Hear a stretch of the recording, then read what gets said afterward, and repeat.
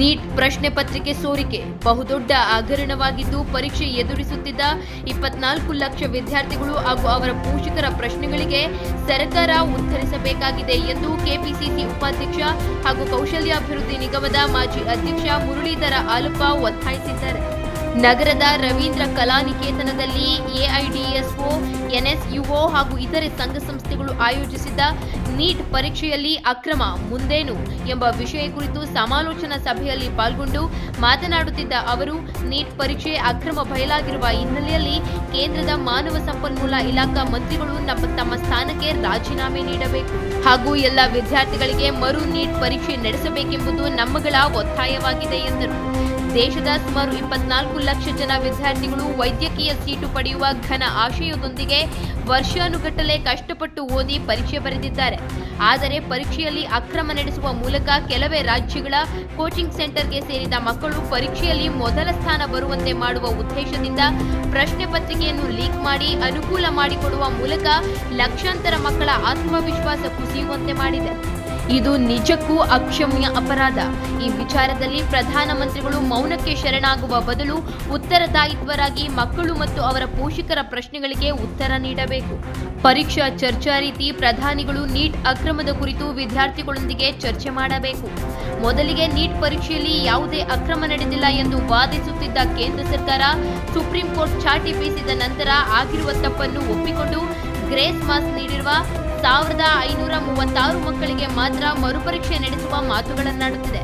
ಪ್ರಶ್ನೆ ಪತ್ರಿಕೆ ಲೀಕ್ ಆಗಿದೆ ಎಂಬುದು ಸಾಬೀತಾಗಿರುವ ಹಿನ್ನೆಲೆಯಲ್ಲಿ ಎಲ್ಲ ಮಕ್ಕಳಿಗೂ ಮರುಪರೀಕ್ಷೆ ನಡೆಸಬೇಕು.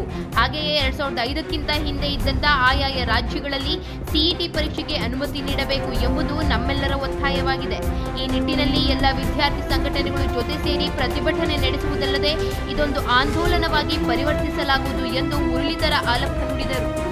ಎಐಡಿಎಸ್ಒನ ಲಕ್ಕಪ್ಪ ಕಲ್ಯಾಣಿ, ಮಂಜುಳಾ ಗೋನಾವರ, ವಕೀಲರಾದ ಪೃಥ್ವಿ ಹಾಲಪ್ಪ ಸೇರಿದಂತೆ ವಿವಿಧ ವಿದ್ಯಾರ್ಥಿಗಳಿಗೆ ಆಗುತ್ತಿರುವ ಬಸ್ ತೊಂದರೆ, ಹಾಸ್ಟೆಲ್ ಸಮಸ್ಯೆ ಸೇರಿದಂತೆ ಹಲವಾರು ವಿಚಾರಗಳ ಕುರಿತು ತಮ್ಮ ಅನಿಸಿಕೆ ವ್ಯಕ್ತಪಡಿಸಿದರು.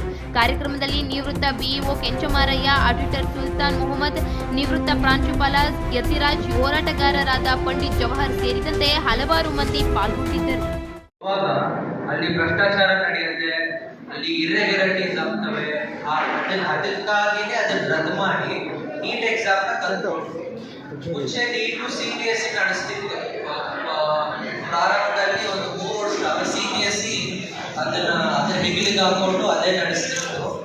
ಅದಾದ್ಮೇಲೆ NTA ಬಂತು, ನ್ಯಾಷನಲ್ ಟೆಸ್ಟಿಂಗ್ ಏಜೆನ್ಸಿ ಅಂತ, ಇಂಡಿಪೆಂಡೆಂಟ್ ಏಜೆನ್ಸಿ, ಕರಪ್ಷನ್ ಫ್ರೀ ಮತ್ತೆ ಕಾನೂನುಬದ್ಧವಾಗಿ ಆಮೇಲೆ ಸಂವಿಧಾನಬದ್ಧವಾದ ಸಂಸ್ಥೆ ಅಂತ NTA ಶುರು ಮಾಡಿದ್ರು. NTA ಶುರು ಮಾಡಿ ಒಂದು 4ನೇ ವರ್ಷ ಇದೆ ಎಕ್ಸಾಮ್ ನಡೆಸ್ತಾರೆ, ನೀಟ್ ಎಕ್ಸಾಮ್. ಈಗ ಇದರಲ್ಲಿ 24 ಲಕ್ಷ ಜನ ಎಕ್ಸಾಮ್ ಬರ್ದಿರೋರು. ಅದರಲ್ಲಿ ಕೇವಲ 1563 ಜನಕ್ಕೆ ಮಾತ್ರ ಇರ್ರೆಗ್ಯುಲರ್ ಟೈಮ್ ಕೊರತೆ ಇದೆ, ಅವ್ರಿಗೆ ಎಕ್ಸಾಮ್ ಮುಗಿಸ್ಲಿಕ್ಕೆ ಆಗಿಲ್ಲ.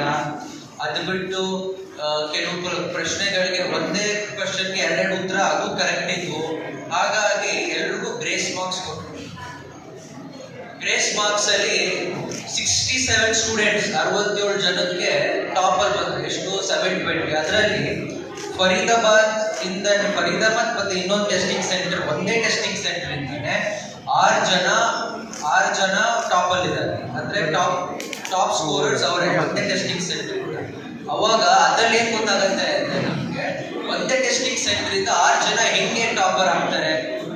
ಈಗ ನಾವು ಮುಂಚೆ ಪ್ರೀವಿಯಸ್ ಗುಜರಾತ್, ಹರಿಯಾಣ ಆ ಕಡೆ ಕ್ವಶನ್ ಪೇಪರ್ ಲೀಕ್ ಔಟ್ ಮಾಡಿಸಿ ಒಬ್ಬ ವಿದ್ಯಾರ್ಥಿಗೆ ಕ್ವಶನ್ ಪೇಪರ್ ಹಿಂದಿನ ದಿವಸನೇ ಬೇಕು ಅಂದ್ರೆ 40 ಲಕ್ಷ 30 ಲಕ್ಷ ಕೊಡಬೇಕು. ಯೋಚನೆ ಮಾಡಿ ಸ್ನೇಹಿತರೆ, ನಮ್ಮ ದೇಶ ಬಡ ಮಧ್ಯಮ ವರ್ಗದ ವಿದ್ಯಾರ್ಥಿಗಳ ಸಂಖ್ಯೆ ಹೆಚ್ಚಿರುವಂಥದ್ದು. ನಾವು 30 ಲಕ್ಷ ಅಮೌಂಟ್ ಇತ್ತು ಅಂದ್ರೆ ಇಡೀ ಎಜುಕೇಶನ್ ಮುಗಿಸ್ಬಿಡ್ಬೋದು ಅನ್ನೋ ಥರ ಯೋಚನೆ ಮಾಡಬೇಕು. ಆದರೆ ಇವತ್ತೊಂದು ಪೇಪರ್ಗೋಸ್ಕರ ನೀವು 30 ಲಕ್ಷ 40 ಲಕ್ಷ ಕೊಡೋ ಮಟ್ಟಿಗೆ ವಿದ್ಯಾರ್ಥಿಗಳ ನೈತಿಕತೆನ ಹಾಳು ಮಾಡ್ತಿದೆ ಅಂತ ಹೇಳಿದ್ರೆ ಶಿಕ್ಷಣ ಎಲ್ಲೂ ಹೋಗ್ತಾ ಇದೆ. ಇನ್ನೊಂದು ಕಡೆ ಅಷ್ಟು ದುಡ್ಡು ಕೊಟ್ಟು ಕ್ವಶನ್ ಪೇಪರ್ ಗಿಟ್ಟಿಸ್ಕೊಂಡು ರ್ಯಾಂಕ್ ತಗೊಂಡಿದ್ದಾರೆ, ಮೆಡಿಕಲ್ ಸೀಟು ಸಿಗುತ್ತೆ. ಆ ವಿದ್ಯಾರ್ಥಿ ನಾಳೆ ಓದ್ ಬಂದ್ಬಿಟ್ಟು ಒಳ್ಳೆ ಡಾಕ್ಟರ್ ಆಗಕ್ಕೆ ಸಾಧ್ಯನಾ?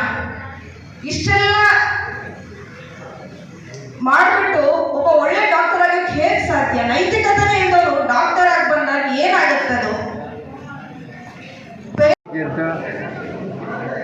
24 ಲಕ್ಷ ವಿದ್ಯಾರ್ಥಿಗಳು ಹಾಗೂ ಅವರ ಪೋಷಕರು ಕುಟುಂಬಗಳು ಬೀದಿಗೆ ಬರುವಂಥ ಪರಿಸ್ಥಿತಿ ಉಂಟಾಗಿದೆ.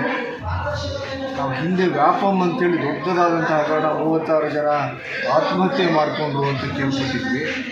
ಈಗ ನೀಟಿಂದ ನೂರಾರು ಮಂದಿ ಪ್ರಾಣ ಕಳ್ಕೊಳ್ಳೋದ ಸ್ಥಿತಿಯಾಗಿದೆ. ಈಗಾಗಲೇ 6 ಜನ ಸೂಸೈಡ್ ಬೇರೆ ಮಾಡ್ಕೊಂಡಿದ್ದಾರೆ ಸ್ಟೂಡೆಂಟ್ಸ್ಗಳು. ಅವ್ರಿಗೆಲ್ಲ ಏನೇನೋ ಆಸೆಗಳಿದ್ದು, ಅದರಲ್ಲೂ ಅವ್ರ ಹೆತ್ತ ತಾಯಿಗೆ ಕನಸುಗಳು ತುಂಬ ಇದ್ದವು. ನನ್ನ ಮಗನ ಡೆಂಟಿಸ್ಟ್ ಮಾಡಬೇಕು, ನನ್ನ ಮಗನ ಡಾಕ್ಟ್ರು ಮಾಡಬೇಕು, ಈ ಮೆಡಿಕಲ್ ಫೀಲ್ಡಿಗೆ ಕಳಿಸ್ಬೇಕು ಅಂತೇಳಿ ನುಚ್ಚು ನೂರಾಗಿದೆ. ಇದು ಅನ್ಯಾಯದ ವಿರುದ್ಧ ಕೇಂದ್ರ ಸರ್ಕಾರ 15 ದಿವಸ ಆದಮೇಲೆ ಅದೆಲ್ಲನೂ ಓಪನ್ ಅಪ್ ಆದಮೇಲೆ ಈಗ ಧರ್ಮೇಂದ್ರ ಪ್ರಧಾನ್ ಕೇಂದ್ರ HR ಡಿ ಸಚಿವರು ಈಗ ತಪ್ಪನ್ನ ಒಪ್ಕೊಳ್ತಾ ಇದ್ದಾರೆ. ಹೌದು ಕಣ್ರಿ, ಮಿಸ್ಟೇಕ್ ಆಗಿದೆ, ಇದನ್ನೇನಾದರೂ ಸರಿಪಡಿಸ್ಬೇಕು, ಇದು ವ್ಯವಸ್ಥೆ ಮಾಡ್ತೀವಿ. ಯಾವಾಗ ಮಾಡ್ತಾ ಇರೋದನ್ನು? ಈಗಾಗಲೇ ಕೌನ್ಸಿಲಿಂಗು 6ನೇ ತಾರೀಕು ಜುಲೈ 6ರಿಂದ ಪ್ರಾರಂಭ ಆಗ್ತಿದೆ. ಯಾವಾಗ ಬಂತು ಈ ಒಪ್ಕೊಂಡ್ರವರು ಅಂತ ಹೇಳಿದ್ರೆ, ಸುಪ್ರೀಂ ಕೋರ್ಟ್ ಡೈರೆಕ್ಷನ್ ಬಂದ ಮೇಲೆ ಪ್ರತಿಯೊಂದಕ್ಕೂ ನಾವು ಕೋರ್ಟ್ ಮೆಟ್ಲು ಹತ್ತಬೇಕಾ? ಬರಗಾಲಕ್ಕೆ ದುಡ್ಡು ರಿಲೀಸ್ ಮಾಡಿ ಅಂತ ಸುಪ್ರೀಂ ಕೋರ್ಟ್ ಡೈರೆಕ್ಷನ್ ಕೊಟ್ಟರು. ಅದೇ ಥರನೇ ಎಲೆಕ್ಟ್ರಲ್ ಬಾಂಡ್ ಬಗ್ಗೆ ಅದೇನು ಪಾರದರ್ಶಕವಾಗಿ ನೀವು ವ್ಯವಹಾರ ಮಾಡಿರಿ ಅಂತೇಳಿ ಸುಪ್ರೀಂ ಕೋರ್ಟ್ ಹೇಳಿದ ಮೇಲೆ ಸಾವಿರಾರು ಕೋಟಿ ಹಗರಣ ಹೊರಗಡೆ ಬಂತು. ಪ್ರತಿಯೊಂದು ಅಂಶಗಳಲ್ಲೂ ಸುಪ್ರೀಂ ಕೋರ್ಟು ಇಂಟರ್ಫಿಯರ್ ಆಗಲೇಬೇಕಾ? ಶಿಕ್ಷಣದ ವ್ಯವಸ್ಥೆ ಸರಿಯಾಗಬೇಕು ಅಂತೇಳಿ ನಮ್ಮೆಲ್ಲರ ಅಭಿಲಾಷೆ. ಅದಕ್ಕೋಸ್ಕರ ಒಂದು ದೊಡ್ಡದಾದಂಥ ಆಂದೋಲನ ಮುಖಾಂತರ ಪ್ರತಿ ತಾಲೂಕುಗಳಲ್ಲೂ ಜನಗಳ ಕಡೆಯಿಂದ ಒಪಿನಿಯನ್ ಕ್ರಿಯೇಟ್ ಆಗಬೇಕು ಅಂತ ಇದು ಹೊರಟಿದ್ದೀವಿ. ಹಾಗಾಗಿ ಇವತ್ತಿಲ್ಲಿ ಸಹಸ್ರಾರು ಮಂದಿ ವಿದ್ಯಾರ್ಥಿಗಳು, ಕಾಲೇಜುಗಳು, ಪ್ರಾಂಶುಪಾಲರುಗಳು, ಲೆಕ್ಚರರ್ಸ್ಗಳು, ಅದರಲ್ಲೂ ಪೋಷಕರುಗಳು ಇವತ್ತಲ್ಲಿ ಭಾಗವಹಿಸಿ ಅವರ ಆಕ್ರೋಶನ ಹೊರಗಡೆ ಹಾಕ್ತಾರೆ.